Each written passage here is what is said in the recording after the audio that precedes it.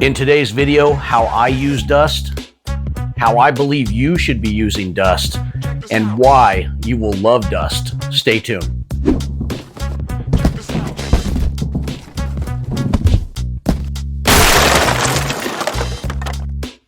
Hey guys, welcome to the channel, CraigHowToPest.com. If you've never been to this channel before, guys, and don't know what it's about, I'm going to tell you right now. This is where we highlight professional grade products, and then we show you DIYers how to use them. If that's something that's of interest to you guys, hit that subscribe button down below, and these videos come out multiple times a week. Also, guys, we are going to throw links up in the channel during the video, and you can direct order by punching on those links. Guys, it's YouTube shopping, and it couldn't be any easier. So if you see a product you like, just hit that button. But hey, without any further ado, let's get into today's video. Hey guys, welcome back. You can see today I am in my oversized, I like to call my Alice in Wonderland chair, because it's a Saturday night. And on Saturday night, you have got to be chill. And you have got to be chill when you are going to professionally use these dusts. So let me tell you what you need to do to start using dust and exactly how you're going to use that as you proceed. The first thing you're going to need, guys, is you're going to need your dust. Now, the amount of dust is going to be determined on how experienced of a user you are. Just trust your supplier. The second thing you're going to need, guys, is a good cutter. I like a good credit card. And when I apply that dust to the hard surface of choice, it cuts it into the amount and the size that I need, depending on how good I want to feel for that Saturday night evening. But once you've cut your dust, guys, like so, you just want to take your utensil of choice. I like to use a small straw. And then what you want to do is you just want to get down low and you want to go to town. Whoa! Whoa! Booga sugar! Yay, yay! It is a good Saturday night. Okay, guys, all kidding aside, Mom, I have said no to drugs. This video was simulated, Mom. Shaving cream. All right, guys, but we are talking dust today, and I want to tell you why you should be using those in your program, whether you're a professional out there or you are a homeowner and you need to take care of different types of insects. Guys, what are dusts beneficial for? They're great for areas where you cannot put pesticides. You can't put liquids. That's going to be into your electrical outlets, around sensitive items that can't get wet. But it's also going to get you into those voids where a spray is only going to reach a limited area. A dust is going to go in there and it's going to float. And I'm going to show you what that's all about, and that will make perfect sense by the end of this video. But today's dust is a fantastic one, guys. So this is from Controlled Solutions, and this is d-fense. Guys, you football players out there, you know the games are won by defense. You can have a fantastic offense, but defense wins games. And that's what this is going to do for you right now. It's going to close that game out and make you a winner. Now, d-fense from Controlled Solutions is a deltamethrin. What is that? It's just a chemical name. But what does deltamethrin do? How does it affect the insects? Guys, it affects them in two different ways. It can affect them upon ingesting it, and it can affect them upon getting it on them, on their exoskeleton. What it basically does, in a nutshell, it affects the nervous system. It puts that nervous system into overdrive, kind of when you just snort that shaving cream. It's going to put you into overdrive, guys. And it's going to make that nervous system just fire uncontrollably. And then eventually it causes paralysis and death. Now, understand the great thing about dust, they're not selective. They actually will work on all the insects because it's a dust getting on the body. So it's great for those spiders, those ants, those scorpions, wasps, you name it, guys. Dust will take care of just about everything that you're trying to get rid of. Now, there's going to be limitations on where you can put dust, and I will go into that in a minute. But when you get deltamethrin, and we'll have it up here on the screen for you guys from howtopest.com, if it's something that's going to work for you, you are going to need a bulb duster. This right here, guys, is a bulb duster. This is a JT Eaton bulb duster. Fantastic product. And what you're going to do is you are going to put the amount needed into your bulb duster, and then it's a squeeze duster. It's like a bellow duster. It's got a little spring in there, and I'm going to show you how to use that in a minute. And this is just the cap you take off before you use. Now, this is a little professional trick. They didn't do this back in the days, but you see this little ball right here? It's a steel ball. It's going to be inside this duster. Back in the day, we used to tell you to take a penny, put it into the duster of choice, and shake it up. It helps ionize the dust and makes it float. That's what this is going to do right here. It takes place of the penny. It's going to come in every JT bulb duster, which we'll have right on the screen, and you can order if it works for you. Guys, this is YouTube shopping, and it could not be any easier. It literally will have a QR code. You punch on it. We're talking hit that, comes to your home. So that simple. So if I give you a product that you think is going to work for you, that's all you got to do. But back to the dust. You're going to put in the d-fense in here into the JT Eaton, and then you are going to apply in areas that you can put the dust. Now, fantastic areas for dust are conduits, false floors. We're talking behind baseboards, behind refrigerators, any area that these insects can hide. The dust is going to get into where a chemical generally will not, and it's going to float. And when you apply a dust, you don't want to do large amounts. And I'll give you a display here in a minute. You want that dust to float lightly where you almost think, did I put enough? If you're thinking, did I put enough, and you saw a light little dust come out, you put enough. That's what you want. Guys, you don't want snowstorm. Think powdered sugar. Light, fluffy, airy. That's what you want when you apply a dust. So once you have this in the duster, do you fill it all the way to the top? No. Guys, I'm going to take this off and see if you can see in there. I am down to about the first spring, because you will see the inside of this is layered with the metal spring. You can see it. I'm right about here. That's how much dust I have in there. And then we'll throw the little steel ball back in there, and we'll put the cap on and twist it. Now, you guys understand, I have flour in here. Okay, there's no pesticide. That's why I don't have on the proper PPE. What's the proper PPE going to be when you apply dust? Well, here's the crazy thing. They don't really put a PPE on the label, which is kind of crazy to me. You're still dealing with a pesticide.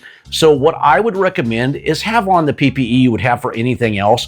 And PPE, for those of you who don't know, it stands for personal protective equipment. So you're going to want on the chemical resistant gloves for sure, for shizzle my dizzle, okay? And then you're going to want on a long sleeve shirt, and you're going to want long pants, shoes, and socks. Now, I know it may be overkill. You guys are thinking it's just dust, but why would you not want to protect yourself? And then if you're going to be real close to that application process, put on a pair of goggles. Protect those little eye sockets of yours, guys. You'll be thankful that dust doesn't come back into your eyes. Now, I've taken a little makeshift void right here. This is going to simulate the inside of a wall. So, you see, I have the inside, I have the outside. Now, you're going to drill in to the area that you need to get to, and the drill bit needs to be the size of the JT Eaton right here. It's going to be about a ½ inch, a little smaller, and then you'll be able to put that right into the wall. But hey, let me give you something that works even better if you constantly have issues with the inside of that wall void at your house, where every year the ants come back and they come back from the same area. Well, then you're going to want to pick these up right here, guys. Do you see these two things? These are called wall injectors. We have them right here up on the screen at howtopest.com. They are so dirt cheap. What you do is you drill a hole into the wall, the drywall, whatever it may be, and then you put a wall injector in. I have a full video on how to install them, but they're not rocket science. You drill the hole, you put them in. But see, here's the great thing, guys. They have a cap. They have a lid. Do you see that?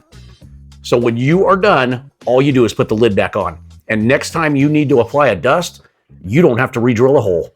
You don't have to do anything else besides take your JT Eaton bulb duster, put it right up in that slot, and press down on it and release a small amount of dust in there. Now, this dust is going to go in and it's going to fill the void. Now, you're going to think it's not enough. Now, inside the wall void, I understand you can't see. But trust me, 1 or 2 puffs of this, and that's all I would do, there's plenty. So here's what you do. I'm going to give you a little example here. I'm glad my wife's not down here right now, because she would kill me, because I'm going to do this in the house. But it's flour, and I'm going to do a light dose. So hopefully she'll never know. But you're going to shake this up. Can you hear that? Hear the ball? Okay, and I'm gonna take my lid off of this, and I'm gonna take my duster, and I'm gonna put it right up to the hole like this. And let's see if the camera picks this up. You see that? That's what you want, guys. One more time. Hopefully it doesn't kill me. Well, gotta shake it up again, sorry. Shake it up, put it up to the hole.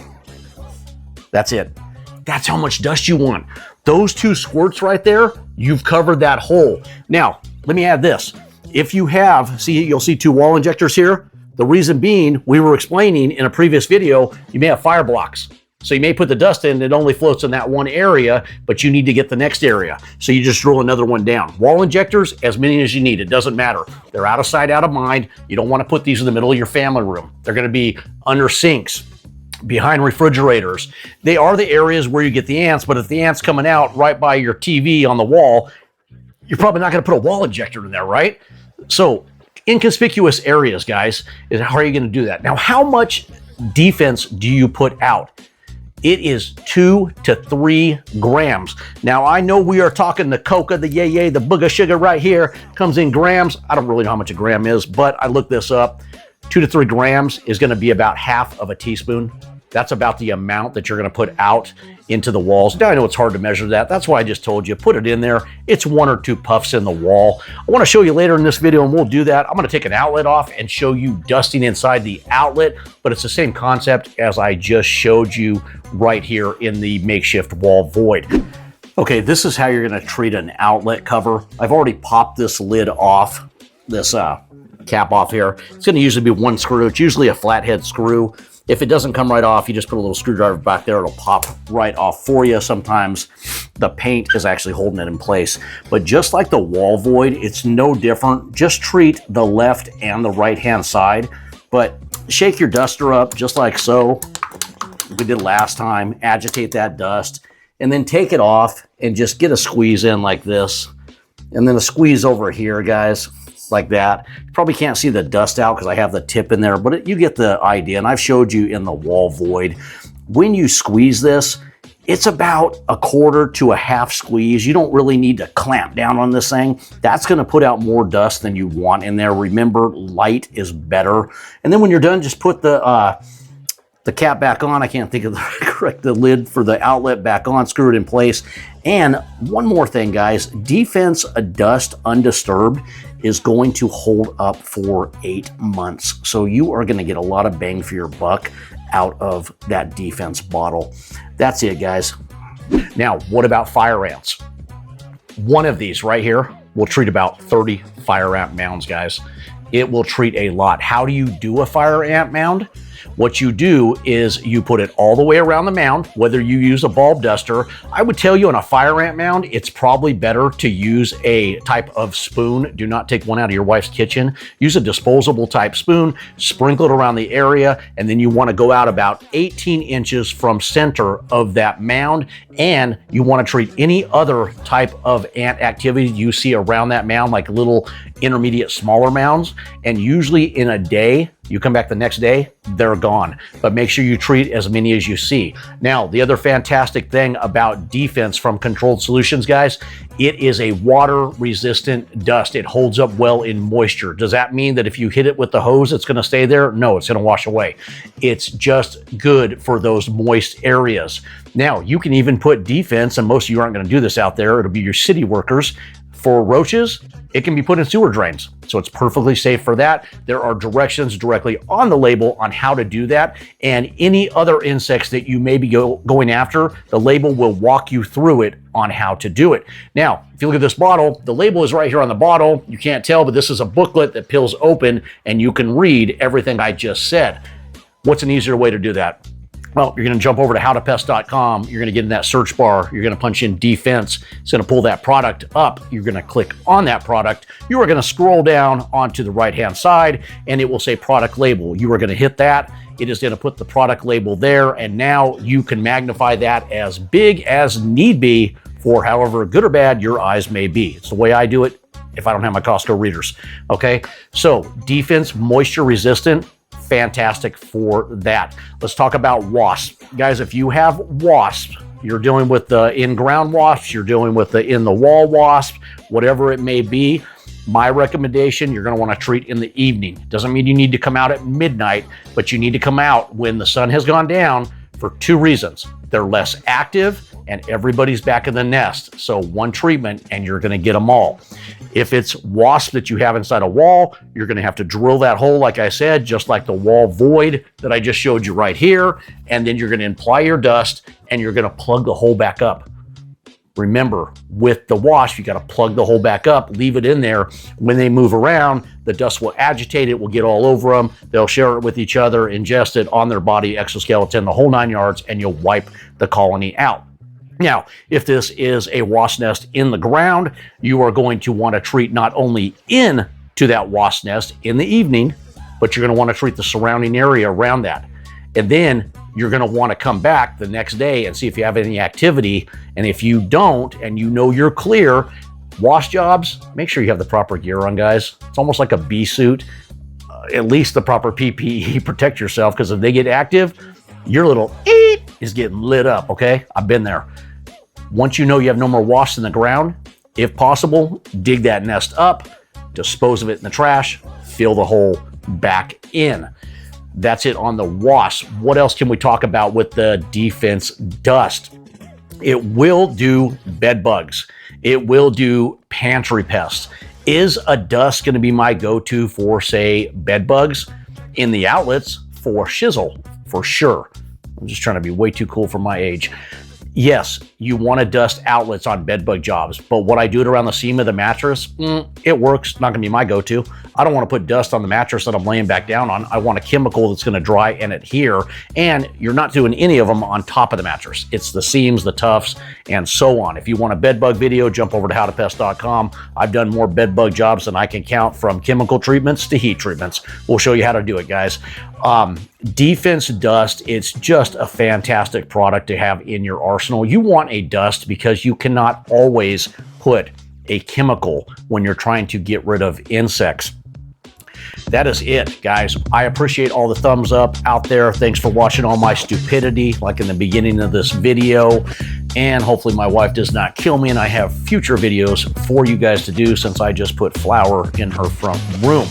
Guys, if you haven't subscribed to the channel, do us a favor, go down and hit that subscribe button. And these videos, like it or not, they come out multiple times a week. Craig, howtopest.com.